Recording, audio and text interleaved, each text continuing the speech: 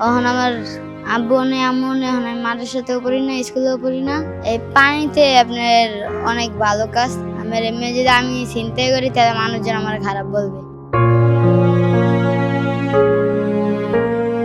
যে বয়সে পিঠে স্কুল ব্যাগ ঝুলিয়ে সহপাঠীদের সঙ্গে মেতে ওঠার কথা ছিল উল্লাসে, কিংবা চোখে কৈশোরের স্বপ্ন বোনার কথা ছিল রঙিন পোশাকে, সে বয়সে এক বুক ক্লান্তি আর জীবিকার কঠিন বাস্তবতাকে সঙ্গী করতে হয়েছে 13 বছরের রমজানকে। আমি আছি, আমার ছোট একটা ভাগ্নি আছে, আমার বোন আছে, আর আমার দুলা ভাই আছে রিক্সা চালক। আমার আরেকটা বোন আছে, সেও আর চাকরি করে বাসায়। আর আমার বড় যে বোনের বিয়ে হয়েছে সেও বাসা বাড়িতে চাকরি করে। মানে আমার বয়সে অনেক পোলাপান আছে, তারা স্কুলে যায়, স্কুলের থেকে আসে। আমিও যেসব মাদ্রাসায় পড়তাম, আমার আব্বু আম্মু ছিল, আমার ডেলি যে নিত আবার দিয়ে দিত।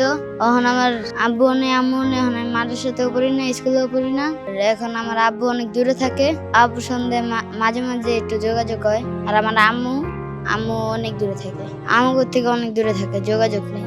আমার মতো অনেক পোলাপান আছে, আবার এই যে পানি বেছে আমার থেকে ছোট ছোট পোলাপান, যে মানুষের হাত পাতে আমার মানুষের থেকে মোবাইল মানি ব্যাগ চুরি করে জায়গা। ওদের তো মান সম্মান নেই, ওরা গেলেই মানে পায়ে ধরে হাতে ধরে। আমি যাই যে হ্যাঁ নিলে নিব, না নিলে না, আমি আয়া পড়ে চুপচাপ। আমি এখন একজনের 1 টাকা চুরি করে খাইছি, সেটা আবার ওই জায়গায় গেলে আমার দিতে হবে। আমার মাথায় ওরকম চিন্তা নেই, আল্লাহ যা দেবে ওইটাই দিতে হবে। দিন শেষে ক্লান্ত শরীরে ঘরে ফিরে এই শিশুরা। আগামীকাল সকালে যখন অন্য শিশুরা কাঁধে ব্যাগ ঝুলিয়ে স্কুলে যাবে, ঠিক তখনই রমজানের মতন শিশুরা ঢাকার ব্যস্ত রাজপথে পথচারীদের তৃষ্ণা মেটাবে। এ শহরে রমজান একা নয়, রয়েছে রমজানের মতো হাজারো শিশু, যারা দারিদ্রতার সাথে লড়াই করে ধীরে ধীরে বড় হচ্ছে। এখন প্রশ্ন একটাই, রমজানের মতো এই শিশুরা কি সমাজ ও রাষ্ট্রের সঠিক সিদ্ধান্তের অভাবে ধীরে ধীরে বিপদে চলে যাচ্ছে?